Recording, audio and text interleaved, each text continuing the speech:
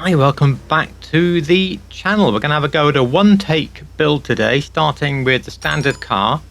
And we're going to build this, the Divo Ladybug, as it's known. There were only, I think, 39, 40 of these cars made. And the owner of one, a car collector as you can imagine, said, I want this sort of geometric fading pattern on my car. And Bugatti said, yeah, that's no problem. I'm sure there was a suitable extra fee. And they started about trying to do it.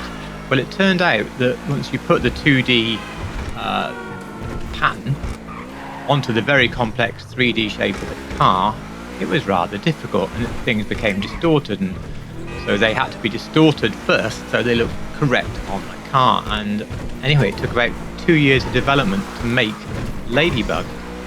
Well, we haven't got 2 years. We're going to see if we can do it in about 5 or 10 minutes.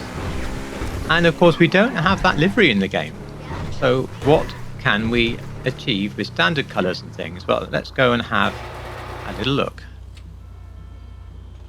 I will mention there is a crew colour for this car on gtacolours.com. I had it on the car. I actually feel it's a bit too bright. I think they used a photo from a real sunny day to get that crew colour. And nearly every other photo you see the car is simply not that bright. So by all means use that one, but I think we can actually get a little bit closer just by using standard GTA colours. This car is maxed completely on armour, bulletproof tyres and the performance parts. I would suggest at least doing the engine on the car and the bulletproof tyres. Starting with bumpers, the front bumper I think is best just left as stock. And the same with the rear, it mainly paints in pieces here. For the rear, just out of interest, before I move on, you may know the car in the game, the Zeruso, based on the Ital design 01. Well, they put the actual Bugatti Divo rear end on that GTA car, and then they took the 01's back end and they stuck it on here, onto our Thrax.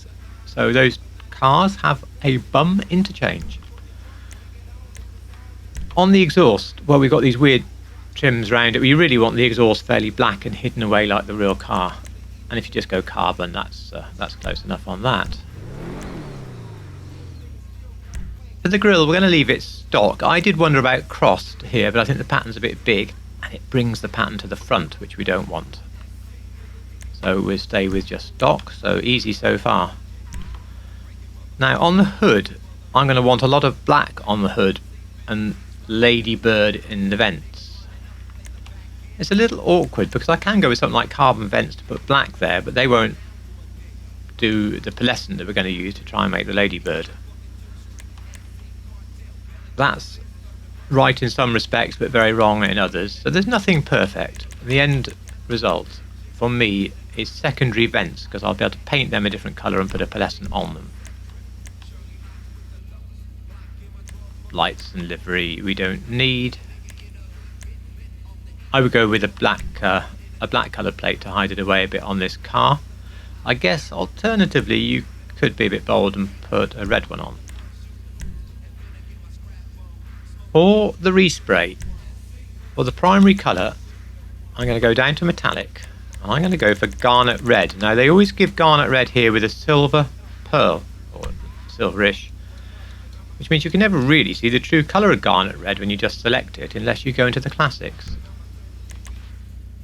As you can see, that's more garnet red without a pearl. It looks pretty decent. I need a brightish pearl because I'm going to put pearl on the back, which is going to be black. But if you go too bright like red or Torino red, it does change the whole look of the car. So of them all, I settled in the end on Grace Red. Now then for the secondary colour, we're going to go with a classic black. What we've achieved here, by having this matching pearlescent across the car, but a black rear and roof. No, we can't see the diamond pattern, but we have that effect of the car sort of graduating back to something darker, which is one of the things the owner specifically asked for. And this sort of represents the ladybug pattern here. Whoops. And here. I wish we could have a black bonnet or hood on the front, but I think this is getting as close as we're going to get. There's no roll cage. For the side panel, I've just left it stock here, to be honest, stock black, but in reality it's carbon with a sort of circular thing in here. I mean, I don't know if it's a fuel filler or what it is. You could almost go carbon vented to reference the fact there's something in it. You could go carbon, it's really hard to see, or you could go just leave it stock, which is what I did. For the spoiler, well, there's quite a few that look reasonable, starting perhaps with that carbon spoiler, but where I'm heading for is this one, the work spoiler. You'll recognise it from that Bugatti Gran Turismo, which is what the Nero Custom basically is, and it's much closer on that car than it is on this car. However, I really want a central spine, and the back of this car is not the most accurate. Anyway, I just feel that this is getting closer in ethos to the spoiler we want than anything else. For the trim that's on the side here, well, I want this just to merge in with the black colour, so secondary. As far as wheels go, I'll come back to those at the end. We'll go on and give the windows a light smoke, and then something I forgot about higher up, which is the livery, where I said we don't need one. Well, of course we need one. Our problem is, of course, this red engine housing, red strip on the roof. We'd like a little bit more black here, and even the top of the mirrors black would be good. Well, bingo, black stripe with black vents. Pop that on, and we've pretty much achieved what we want. Now, the black still picks up the pearlescent, which is probably an advantage on most of the car anyway. So we get some black here.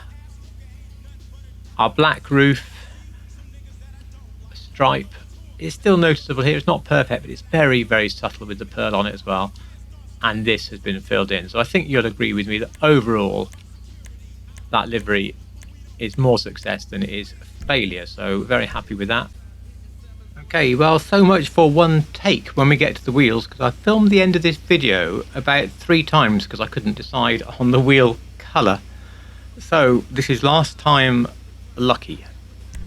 On the wheels then, there are a number of choices of wheels that will work on the car, and I'm not going to go through them all, but some of these sort of mesh type ones, especially perhaps Forged Star or Modern Mesh, will work.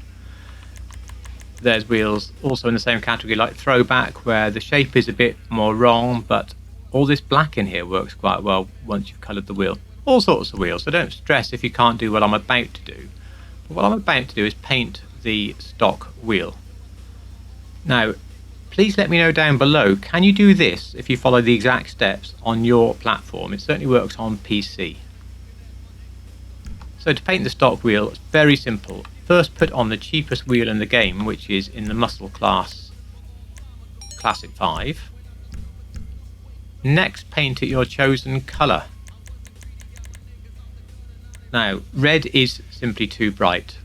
Blaze red, when you get the correct wheel on the car, does seem a touch bright on the red. Garnet red, though, like it looks here, when you actually finish it, it does just come out too orange, perhaps because we can't have the same pearl. So of them all, Blaze Red is the best looking one, and that's the colour we're going to paint them. Once you put your chosen colour on, simply put on stock wheels, and then as that's the build complete up to here, exit the workshop, and your quickest route now is to go to single player. You could also, of course, just go to close the game down. So I'm going to speed this up now. I wonder if we'll be able to do this in GTA 6. That would be really cool, wouldn't it, if we could paint stock wheels in that.